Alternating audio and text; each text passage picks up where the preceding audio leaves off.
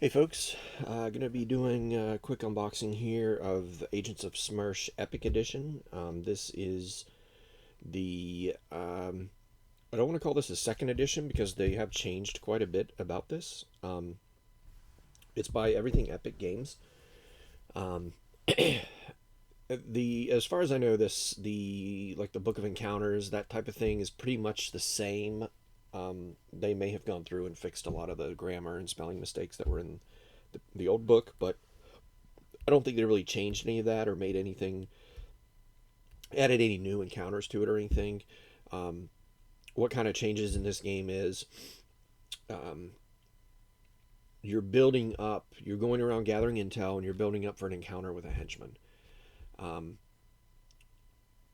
versus like in the first game, you can encounter different henchmen, and it was more about gathering intel to stop Dr. Lobo. You're basically just trying to stop the henchman, and in doing so, you'll stop Dr. Lobo. There is a sort of um, a way for you to fight Dr. Lobo, but for the most part, um, you're you're still trying to gather intel.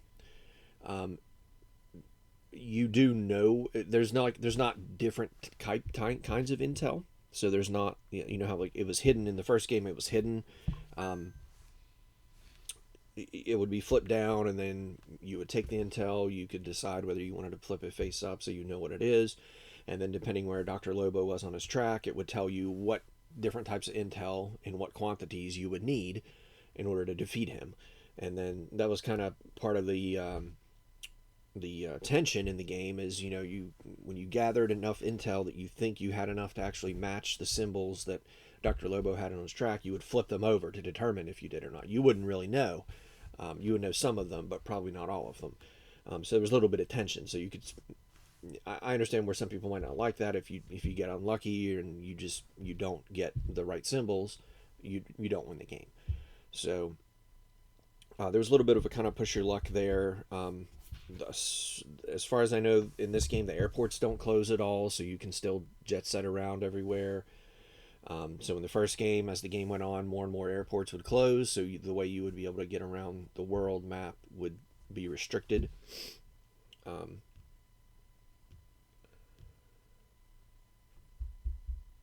I know they changed a lot about the dice rolling, but I don't recall what it was. Um, but anyways, we're gonna go ahead and I'm just gonna go ahead and open this up, and we'll show you what's inside. Probably play at some point, but um, we'll just have to wait and see. All right, so you got a nice little piece of foam on top. You have your board here. Now, as you can see, it's not exactly. It does not look very well made in terms of, like, it's not square at all. Um, I actually haven't unfolded this to see if it fits. Let's do that real quick. Let me just slide this out of the way. Let's unfold this and see if it actually lays out properly or if I have gaps somewhere. How in the world does this thing unfold? Good lord. Okay, so it lays flat and everything. The seams are nice. It's just not square for some reason. Anyways, here's the world map. Not nearly as many places to visit as in the first game.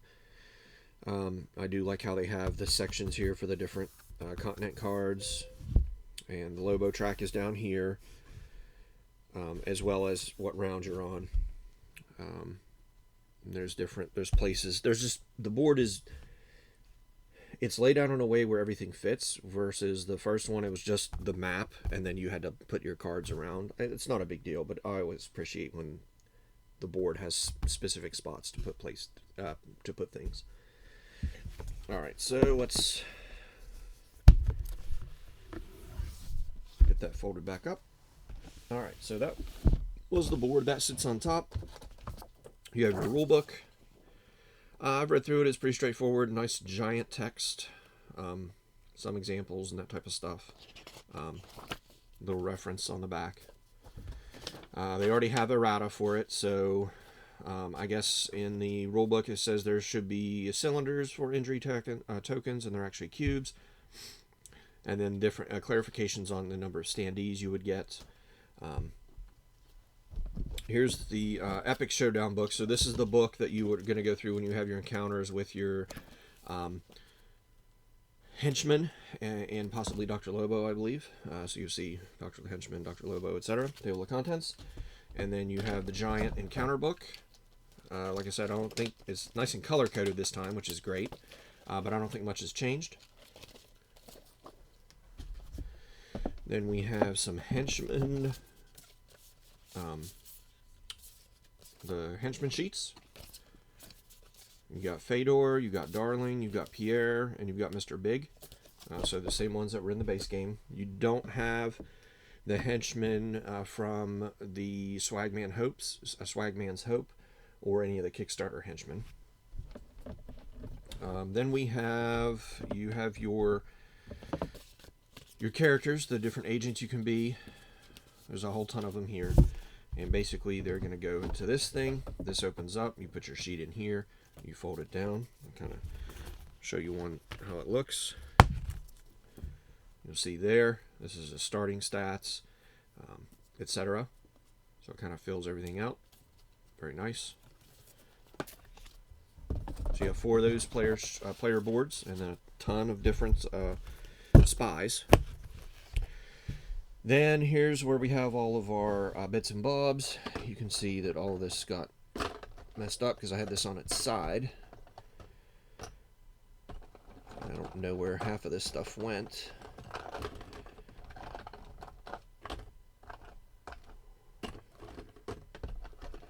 I think all these. So Intel goes there. That was gonna go there.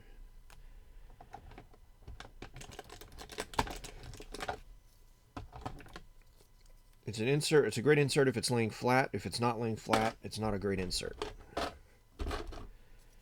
We'll just say that.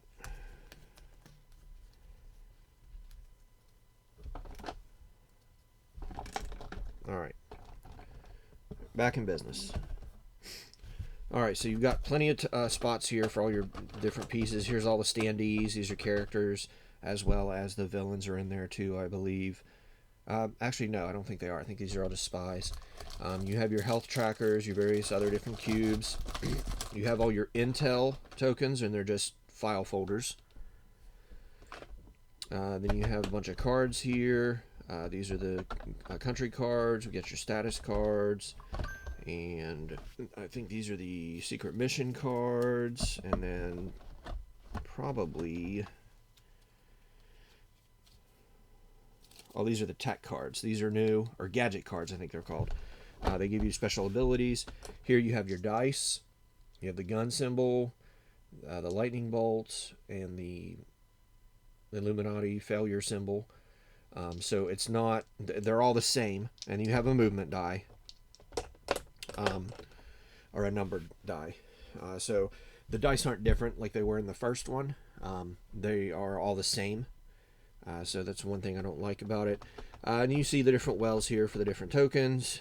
These are all the advanced skills. And that's pretty much it. This is the Dr. Lobo tracker, and here's the round tracker. There's nothing under this. So that's pretty much it. And this all kind of goes right back in like this. And then we have our Book of Secrets. Our Epic Showdown, errata sheet. Maybe this should go like this. Lay that on top. And that is Agents of SMERSH Epic Edition. This is supposed to be more narrative focused than the previous game. It says it plays 1 to 4 players in 90 minutes. You're going to be doing a lot of reading, so it's basically like you're going to go to when you get to a location, you are going to have an encounter, and that's where you go to the encounter book. One of the other players is going to read a encounter to you, and then you have to make a decision, and they or roll the dice to try to make a test, and or have a fight with somebody, whatever it is, you'll have an encounter. You'll do some kind of test that's going to be a dice roll, and then whether you win or lose, um, there's two different options for you to go, or for your other player to read to you, and that's how the game progresses. You can get intel and that type of thing. Um, I honestly don't think I'm going to like it as much as I like the original because they changed a lot of the stuff that I liked. I liked having the not knowing what the intel was. I like the idea of the airports closing down as you go throughout the game. Kind of adds a bit of suspense and a bit of like a timer there, so you got to be quick. Um, I really liked the dice mechanic in the first game. I think in this game you're rolling those five, however many dice there are. There are five dice, five or six dice. You're just rolling them, and then you get what you get, and you have to meet a certain number of successes or whatever. In the first game, you would roll whatever your stat ability was. Maybe that's the same in this game. Maybe you roll the same number of dice. As whatever your stat level is. But you could spend resolve and other things to get additional dice out. Um, and some of the dice were worse. Some of the dice were really good. So it was the luck of the draw as well. Um, this just seems like it is definitely going to be more focused on the narrative for sure. But it seems like there's not going to be a lot of actual game here. It's basically you're going to be doing a choose your own adventure type thing, with a little bit of dice rolling. Um, but we'll see. I'm sure we'll play it at some point. So that was Agents of SMERSH Epic Edition. Thanks for watching.